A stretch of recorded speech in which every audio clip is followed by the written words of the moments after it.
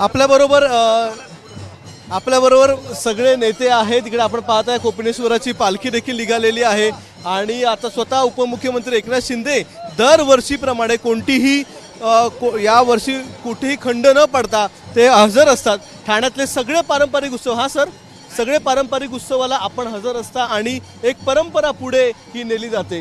काय वाटतं या सर्वांना काय सांगाल आजच्या या गुढीपाडव्याच्या निमित्ताने? अरे आजचा दिवस हा हिंदू नववर्षाचा पाडवा आणि आजचा दिवस महाराष्ट्रासाठी अतिशय आनंदाचा किंबहुना देशभरासाठी एक आनंदाचा दिवस आहे। आणि या नववर्षाच्या आगमनाचं स्वागत संपूर्ण महाराष्ट्रामध्ये अशा प्रकारच्या शोभायात्रा विविध कार्यक्रमांनी होत असतं। आणि खरं म्हणजे आजचा हा दिवस गुढीपाडव्याचा वाईट शक्तींवर मिळवलेला विजय म्हणून गुढ्या उभारून संपूर्ण महाराष्ट्र देशभरातली जनता हा उत्सव साजरा करत असते।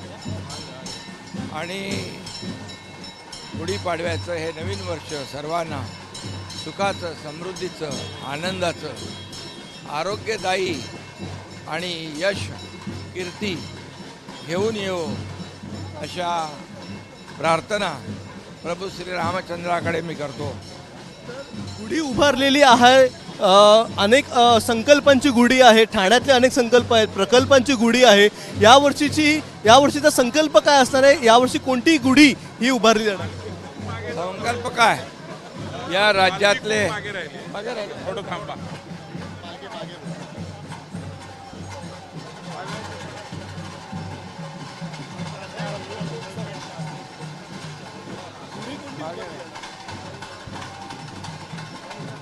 गुढी विजयाची गुढी, विकासाची गुढी, आनंदाची गुढी आणि तमाम महाराष्ट्रातल्या जनतेच्या जीवनामध्ये सुख, समृद्धी, आनंद, आरोग्य घेऊन येवो आणि या राज्याचा सर्वांगीण चौफेर विकास या ठिकाणी हो। या राज्यातल्या आमच्या लाडक्या बहिणी, लाडके भाऊ, लाडके शेतकरी, कष्टकरी, वारकरी, लाडके तरुण या सगळ्यांच्या आयुष्यामध्ये एक अतिशय आमूलाग्र बदल घडो, त्यांना यश मिळो अशाच प्रकारची प्रार्थना मी करतो। आणि कोपिनेश्वर न्यासाची ही गुढीपाडव्याची शोभायात्रा, या शोभायात्रेला फार खूप जुनी परंपरा आहे आणि या दिवसाची वाट ठाणेकर जनता आवर्जून पाहत असते। या कोपिनेश्वर मंदिराच्या शोभायात्रेत सर्व लोक, अगदी लहान शाळेतल्या मुलांपासून तरुणांपासून विविध चित्ररथ या शोभायात्रेत सहभागी होत असतात। 50 चित्ररथ आहेत आणि ते समाजाला विविध संदेश देत असतात।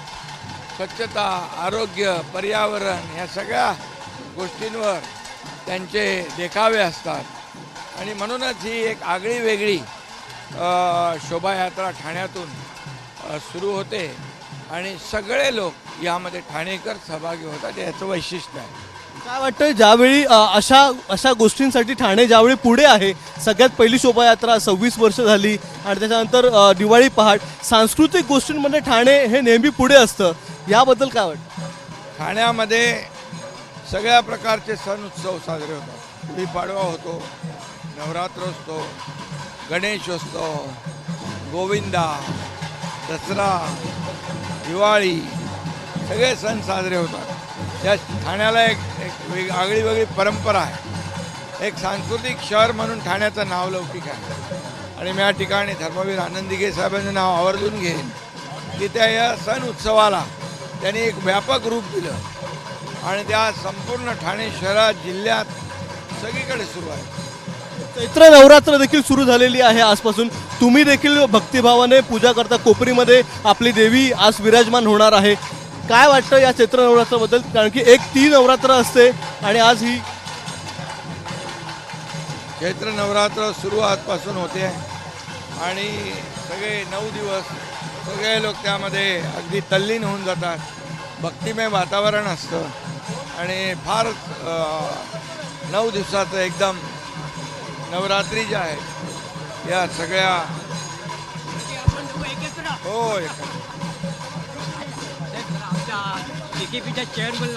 हां त्यामुळे सगळे 9 दिवस आनंदात सगळ्यांचे जातात. धन्यवाद सर आमच्याशी बातचीत केल्याबद्दल. तर एकनाथजी शिंदे उपमुख्यमंत्री एकनाथ शिंदे होते ज्यांनी आपल्याशी संवाद साधलेला आहे आणि जवळपास सर्वच नेते इथे उपस्थित आहेत. खासदार नरेश म्हस्के असतील किंवा आमदार संजय केळकर असतील आणि चिंतामणी चौक जो महत्त्वाचा चौक आहे त्या चौकामधून इथून आता ही शोभायात्रा स्वागत यात्रा जी आहे ती हळूहळू पुढे सरकणार आहे. NCCचे कॅडेट्स इथे आपल्याला बघायला मिळत आहेत आणि आता ह्याच जो संपूर्ण परिसर आहे तो थोड्या वेळात इथे अगदी निनादून जाणार आहे. कारण की संपूर्ण शोभायात्रेमध्ये इथे जर आपण पाहिलात तर पारंपरिक वेशात पारंपरिक गणवेशात मराठमोळ्या वेशामध्ये सगळे ठाणेकर इथे उपस्थित असणार. हे सगळे नेते तर आहेत त्या नेत्यांच्या बरोबरच हळूहळू आता ठाणेकर देखील रस्त्यावर उतरणार आहेत आणि हिंदूंचं हे जे नववर्ष आहे त्याचं स्वागत अतिशय जल्लोषात आणि उत्साहामध्ये केले जाणार आहे.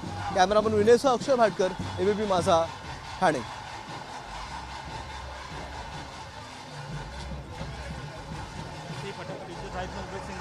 हां चला चला चला लवकर करून द्या.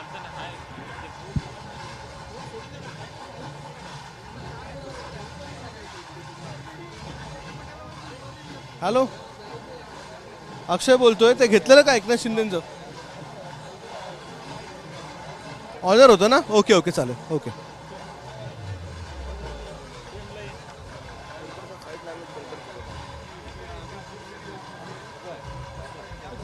सुरू करूया चला. आपल्याबरोबर ठाण्याचे सगळेच जवळपास नेते आहेत. एकनाथ शिंदे यांच्याबरोबर ठाण्याचे खासदार आमदार सर्वजण आहेत. आपण एक एक सगळ्यांची प्रतिक्रिया इथे घेणार आहोत. सर गुढीपाडव्याच्या कशा प्रकारे शुभेच्छा द्या? सर्वप्रथम नवीन वर्ष आणि गुढीपाडव्याच्या मनपूर्वक हार्दिक शुभेच्छा. आणि आज आपल्या मिरवणुकीच्या माध्यमातून आपण लोक हे ना जायला लागे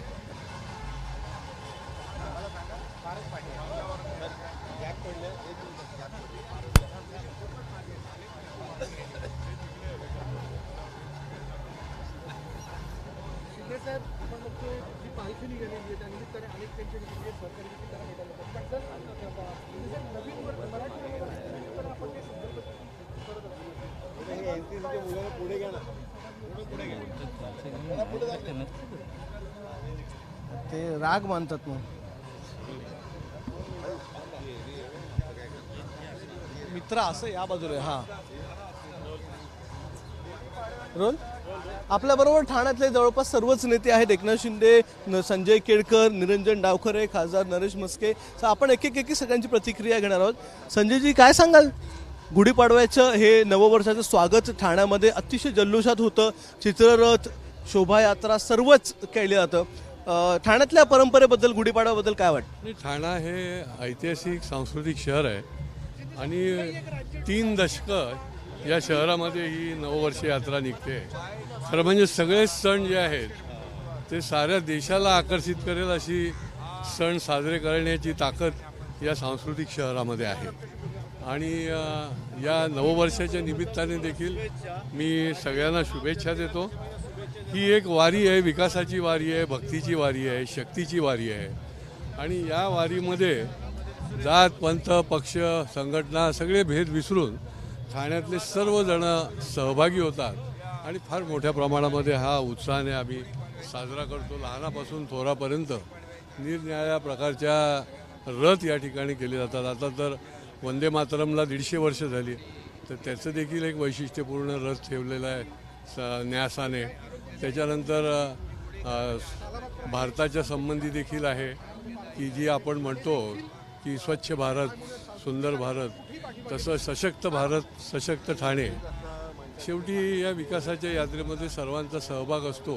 हे एक निमित्त आहे नववर्ष यात्रेचं की ज्याच्यातून सर्वजण या ठिकाणी एकत्र येतात आणि अतिशय उत्साहाने साजरं करतात.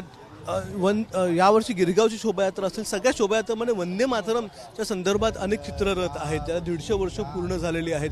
ठाण्यामध्ये देखील तीच थीम घेतलेली आहे, ती संकल्पना आहे. तर या वंदे भारतनं जी 150 वर्ष पूर्ण होत आहेत, सरकारच्या माध्यमातून देखील हा जो दिवस आहे किंवा हे जे वर्ष जे साजरं केलं जातं.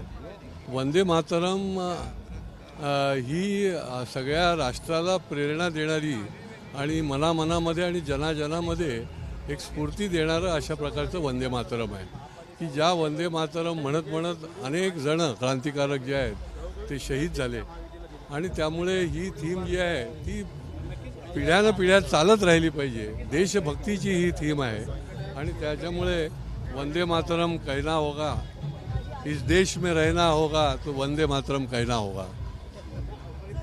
तर आपण पाहताय, आपण इथे अनेक या ठिकाणी नेते आहेत. आणि निरंजनजी काय सांगाल? गुढीपाडव्याच्या शुभेच्छा तर देणारच आहात, पण त्यासोबतच विजयाची गुढी देखील यावर्षी उभारलेली आहे महापालिकेमध्ये. यावर्षी खरं तर विद्येची गुढी उभारलेली आहे आणि त्याचबरोबर धर्मस्वातंत्र्याचा कायदा हा विधानसभेमध्ये पारित झाला आहे. त्याच्यामुळे निश्चितच सर्व हिंदूंच्या मनामध्ये एक आनंदोत्सव हा आहेच आणि आपल्या माध्यमाने सर्वांना नववर्षाच्या शुभेच्छा.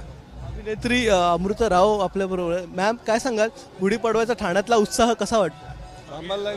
गुढीपाडवा हा हिंदू नववर्ष आहे आणि ठाण्यामध्ये हा सण खूप उत्साहाने साजरा केला जातो. प्रत्येक गल्लीमध्ये, प्रत्येक सोसायटीमध्ये खूप उत्साहाने आणि मोठ्या प्रमाणाने साजरा केला जातो.